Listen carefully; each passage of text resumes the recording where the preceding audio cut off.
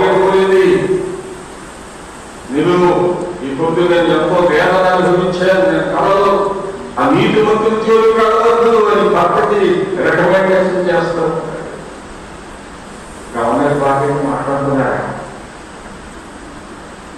ప్రపంచం ఎక్కడు, బయట ప్రపంచం తెలియదా ఉంది, ఈ వీధిలో తెలియదు తెలియదు, ఎప్పుడు షాపింగ్కి వెళ్ళినట్టు లేదు, మార్కెట్కి వెళ్ళినట్టు లేదు, ఆమె అంత పొరలో ఉంటుంది గవర్నర్ బాగా.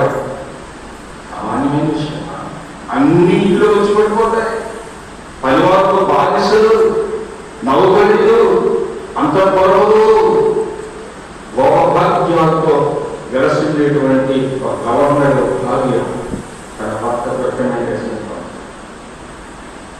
తెలిసిందండి. ఆయన నీతిమంతుడండి, ఆయన ఎరిగింది కానీ ఒక చెప్తారు. ఎప్పుడు పురుషులంటే స్త్రీలు ఎక్కున్నారు.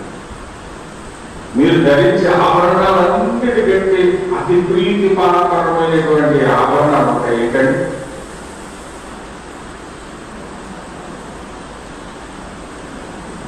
అయ్యో చెప్తే అవ్వదు కదా, గాజులు భలే ఇష్టం కదా. వీళ్ళు గాజులు అంటే బహు ఇష్టపడిపోతారు. ఆ అంతఃపురంలో పనిచేసే ఆ పని మనిషి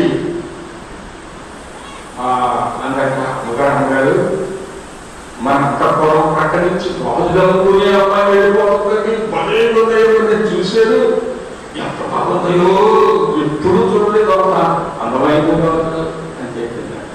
ఈమెకి కరెంట్ ఆపేసింది, గాజులు ఎవరికి పిల్లవాడు బాగా అయ్యేటప్పటికే కొలువుకి సంబంధం మాట్లాడుకుంటున్నా. వచ్చి కూర్చుంది,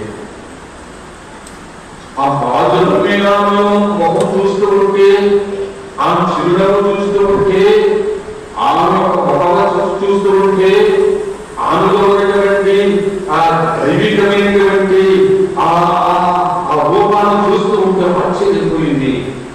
నాకు ఎంత ఉన్నది, ఎంత గొప్పదాన్ని గవర్నర్ భార్యను, నాకు ఏదో ఒక సమస్య, ఏదో ఒక లోటు వెలిపి నిరాశ నిస్పృహను ఎదురవుతున్నటువంటి జీవితం నేను జీవిస్తున్నాను. కానీ ఏంటమ్మా నువ్వు ఎంత అందంగా, ఎంత ఆనందంగా, అంటే ఇష్టం కాదు, అంటే ఎంత ఆత్మసంబంధమైన తృప్తి, ఆనందం కలిగి ఉన్నది ఏంటి అని అడిగిందంట గవర్నర్ భార్య. అమ్మగారు అప్పుడు చెప్పినట్టు నేను నిరాశ నిస్పృహ